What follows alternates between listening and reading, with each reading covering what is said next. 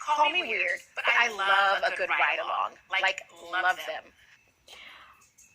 Panggil aku si aneh. Tetapi aku suka perjalanan yang menyenangkan dan aku mencintai hal itu.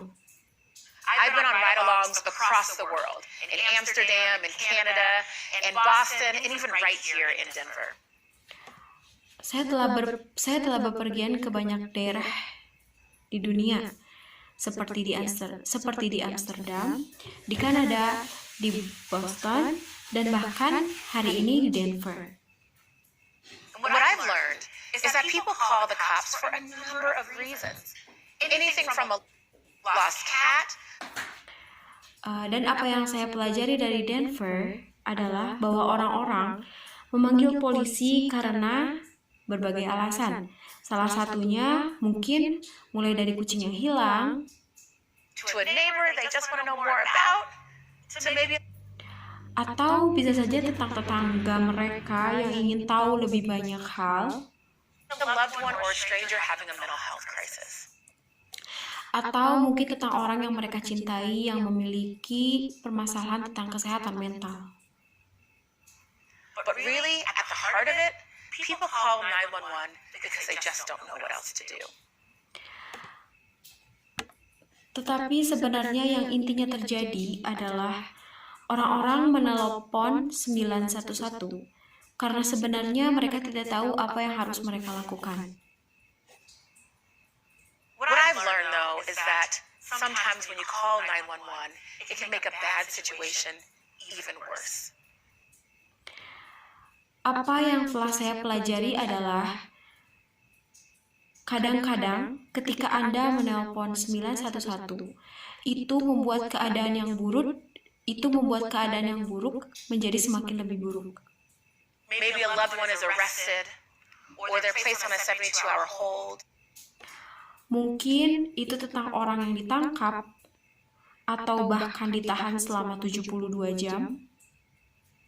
There are fines and fees and criminal charges. Mungkin juga tentang denda dan juga biaya serta tuntutan pidana. And sometimes calling 911 can be the beginning of the end of someone's life. Bahkan, menelpon 911 itu bisa menjadi awal atau akhir hidup seseorang. Now, you might think I'm here to talk about abolishing the police.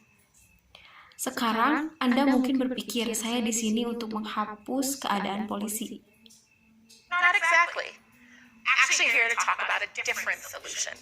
A solution that takes care of a person. Tetapi sebenarnya tidak. Saya di sini untuk berbicara tentang solusi yang berbeda, yaitu solusi yang menjaga seseorang.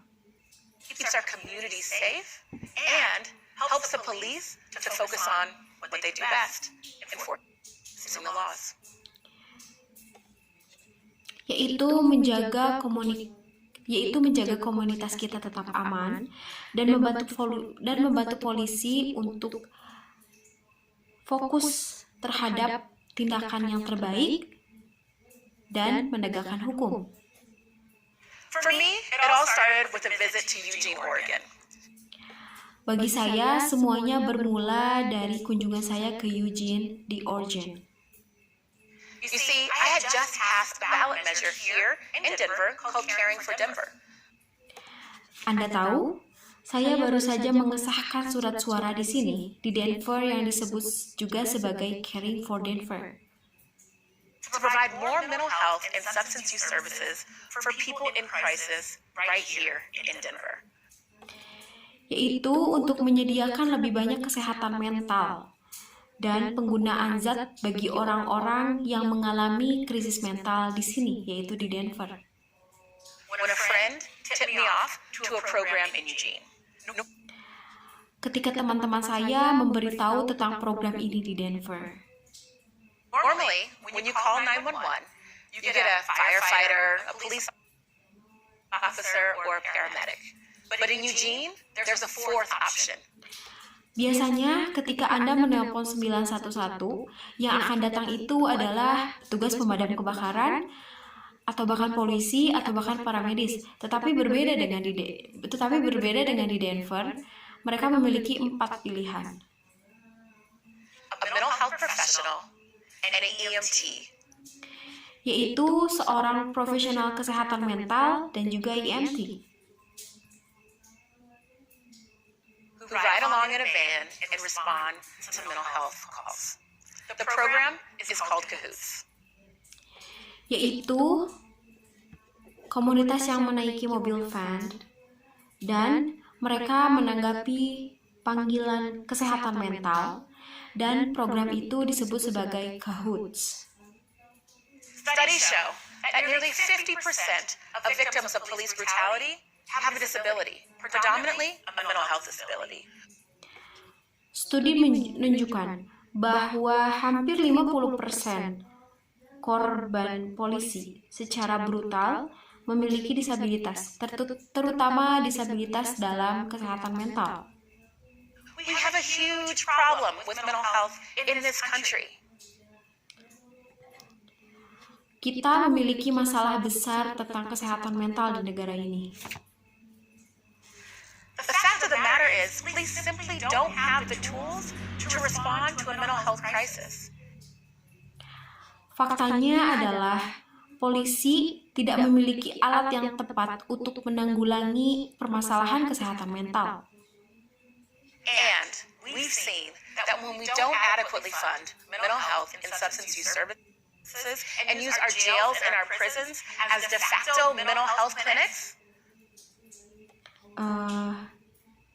dan kami tidak melihat bahwa kami tidak cukup pandai dalam mendanai layanan kesehatan mental, penggunaan narkoba, dan menggunakan penjara kami.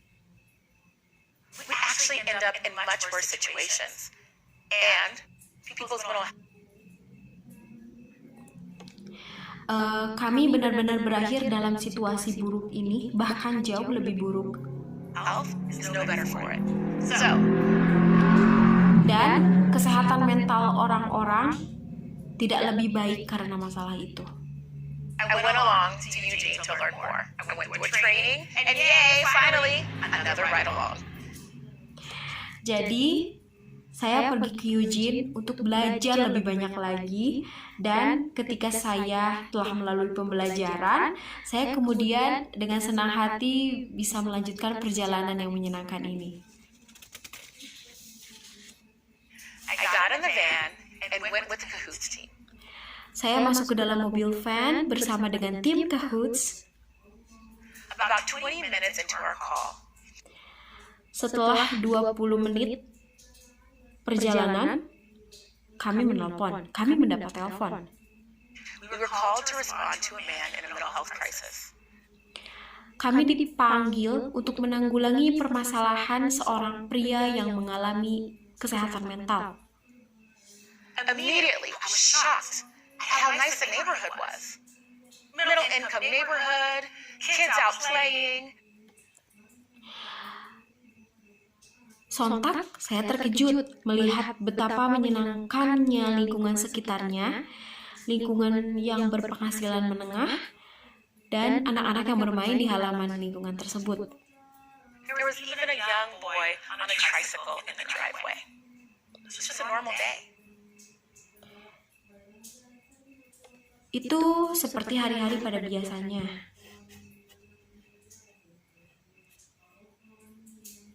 We met up with a woman who was the wife, and we asked her what was going on. Kami bertemu dengan seorang wanita dan ternyata wanita tersebut adalah istri dari pria itu. Dan kami bertanya apa yang sebenarnya terjadi. She informed us that her husband was locked in the bathroom. Dia memberitahu kami bahwa suaminya ini mengunci dirinya di kamar mandi. And he was talking about ending his life. He had box cutters. Dan laki-laki ini berbicara kepada istrinya bahwa dia ingin mengakhiri hidupnya.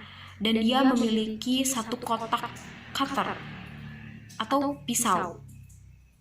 We went inside to talk to him, and he explained to us through a closed door that he simply couldn't do it anymore. Kami masuk ke dalam untuk berbicara dengannya, tetapi dalam keadaan pintu tertutup, dan dia tidak mau melakukannya lagi.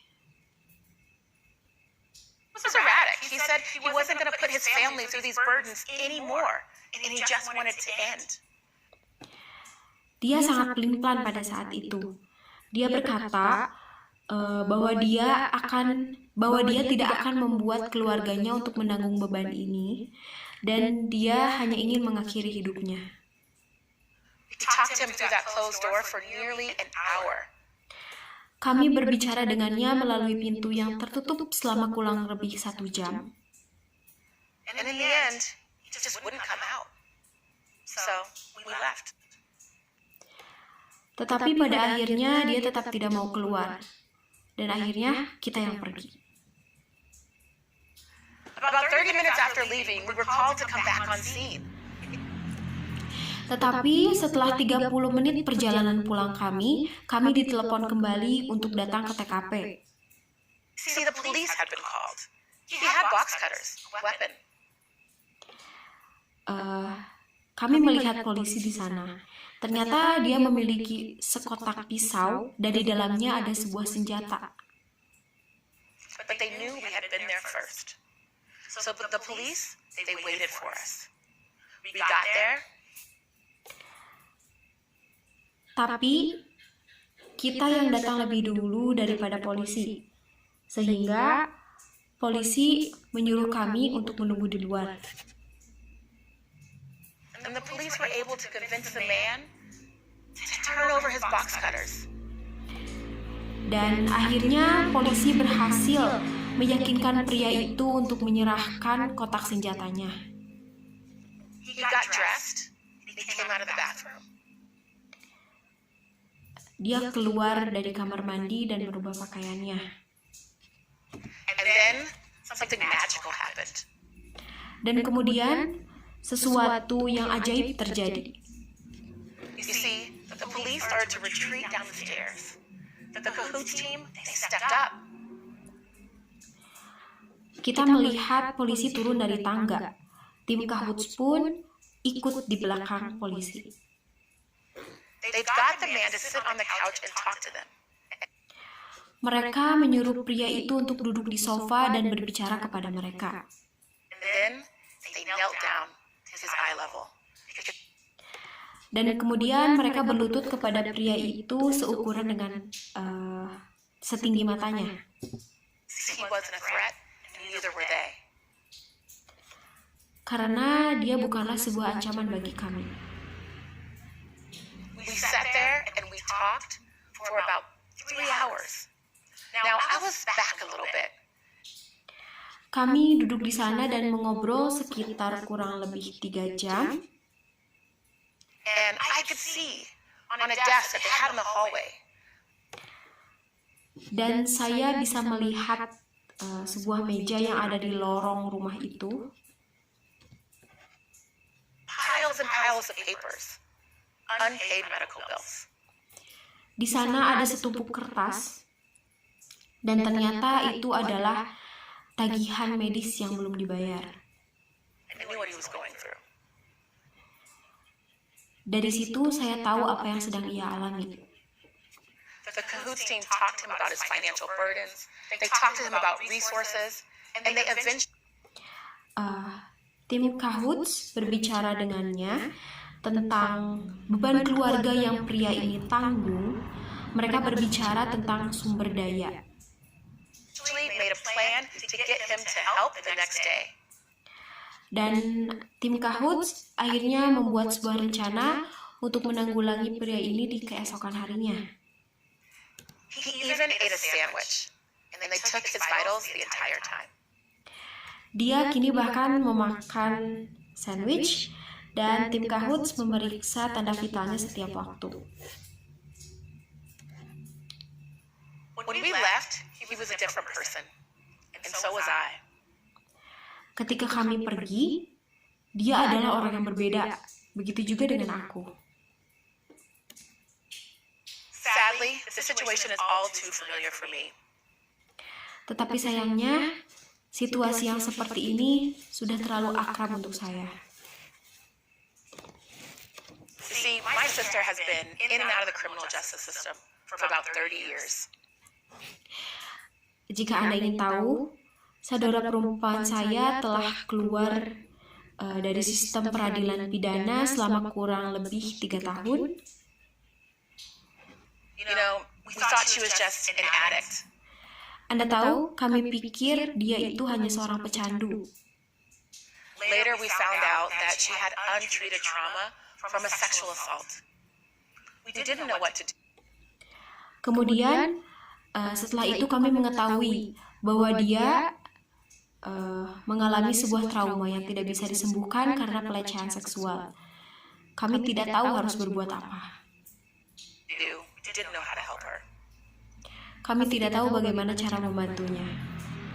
So when I flew back to Denver, Jadi, ketika saya terbang kembali ke Denver, I thought about my sister, I thought about this man. saya memikirkan tentang saudara perempuan saya memikirkan tentang laki-laki yang memiliki kesehatan mental itu, And I knew we could do better in Denver. dan saya tahu saya bisa melakukan hal yang lebih baik di Denver. You see, what intrigued me so much about Eugene is that the police and the mental health crisis team, they work together in cahoots. Yang membuat saya penasaran tentang Eugene adalah polisi dan tim Cahoots, mereka bekerja sama dalam menanggulangi kesehatan mental. And an elite team of specialists trained to respond to people having a mental health or substance use crisis. Lalu, tim spesialis elit pun menanggapi orang-orang yang mengalami krisis kesehatan mental. See, it was the police that convinced the man to surrender the box cutters. Sehingga polisi dapat meyakinkan pria itu untuk menyerahkan kotak senjatanya. But it was the Cahoots team that stepped up, connected the man to resources, and listened. Di sisi lain, tim Cahoots bertindak menghubungkan pria itu dengan tim sumber daya dan mendengarkan ceritanya. See, I have been fighting for criminal justice reform my entire career, and sometimes it can seem so daunting. Jika Anda ingin tahu, saya telah banyak berjuang untuk memperjuangkan reformasi hukum, dan terkadang hal itu tampak menakutkan bagi saya. There are 7,000 prisons and jails across the United States. Ada sekitar 7.000 penjara, dan di penjara ini ada sekitar 2,3 juta narapidana di Amerika Serikat. 2.3 million inmates.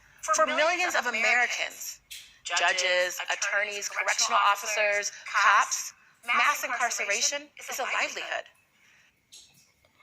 Di sana ada jutaan hakim Amerika, pengacara, petugas kemasyarakatan, polisi, bahkan sampai pencari mata pencaharian. To fix the criminal justice system, we must look Untuk memperbaharui sistem peradilan pidana ini, critically at every piece of the puzzle. Find out what's working and fix what's not.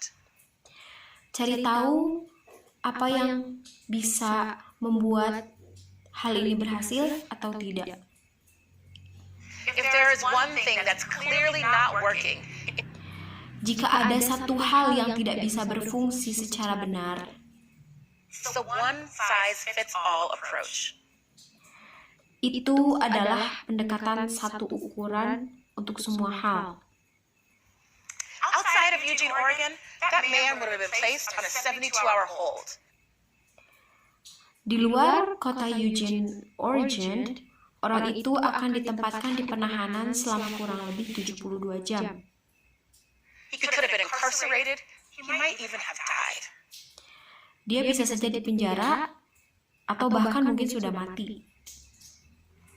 He would have been under more financial stress and burden, and his mental health would have been no better. Dia akan berada di bawah tekanan yang lebih besar dan kesehatan mentalnya tidak akan lebih baik. 2 million people are booked into jails and prisons every year. 2 juta orang dimasukkan ke dalam penjara setiap tahunnya.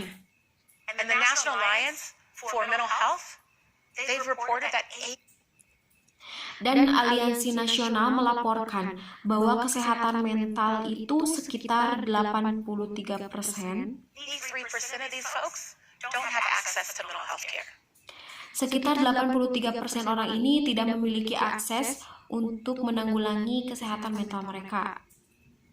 A well-functioning criminal justice system uses the right tool at the right. Sistem peradilan yang berfungsi. Jika sistem peradilan yang berfungsi dengan baik, menggunakan alat yang tepat pada waktu yang tepat. Why are we asking our police and our prisons to fix our mental health crisis? That's not what they do. Tetapi mengapa kita meminta polisi untuk menyelesaikan masalah kesehatan mental mereka, padahal bukan itu hal yang harus mereka lakukan. Eugene uses a standard system of triage. Eugene menggunakan sistem triage standar.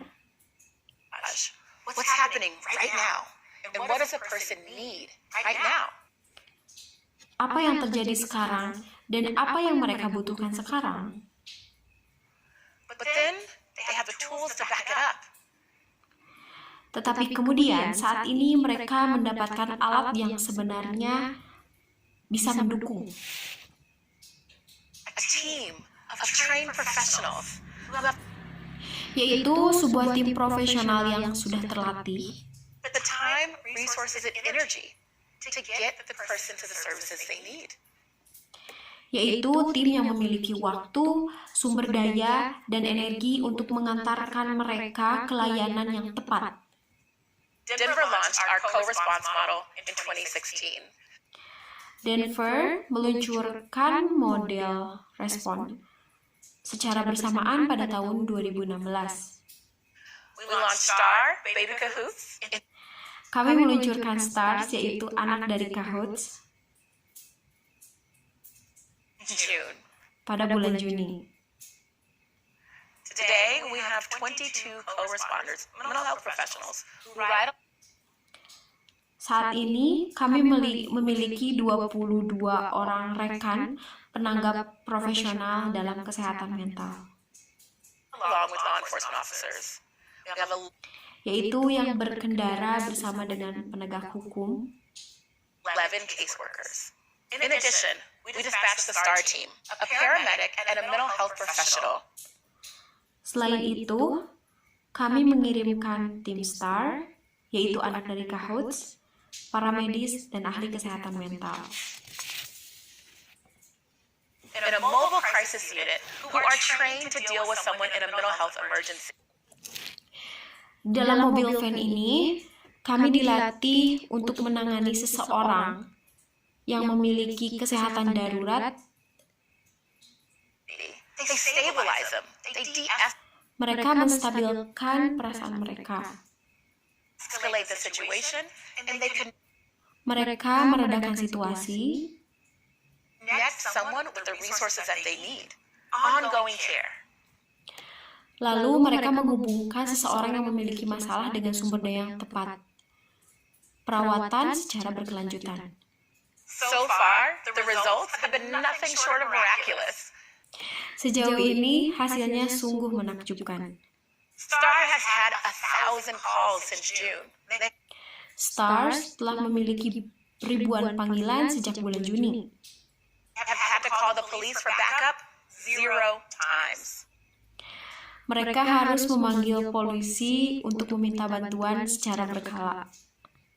Additionally, the co-responder model has led to a less than 2% rate of tickets or citations. Selain itu, model corresponder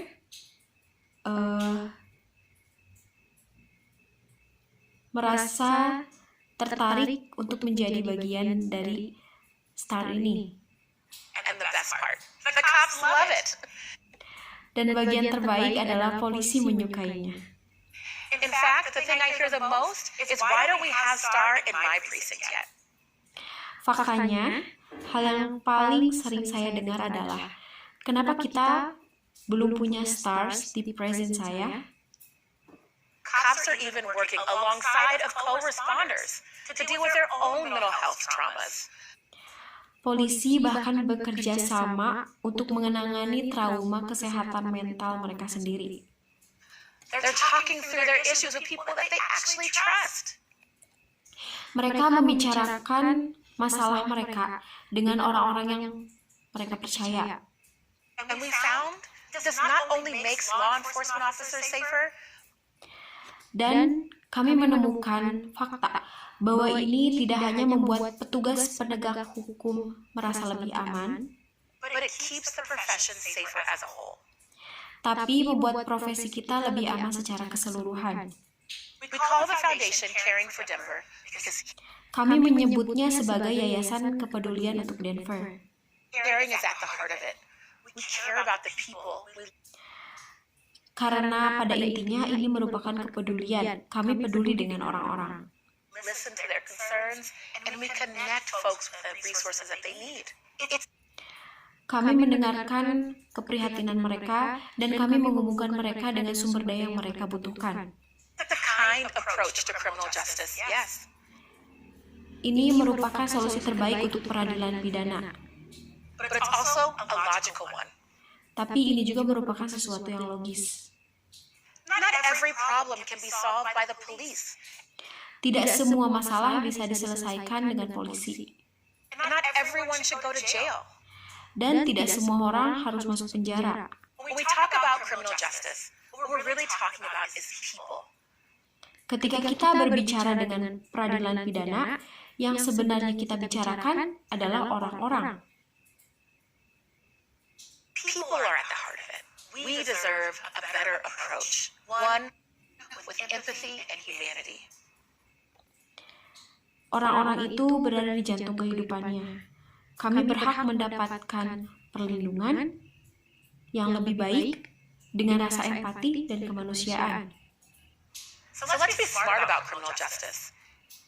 Jadi mari kita lebih cerdas dengan peradilan pidana And use the right tool at the right time. Thank you. dan gunakan alat yang tepat di waktu yang tepat. Terima kasih.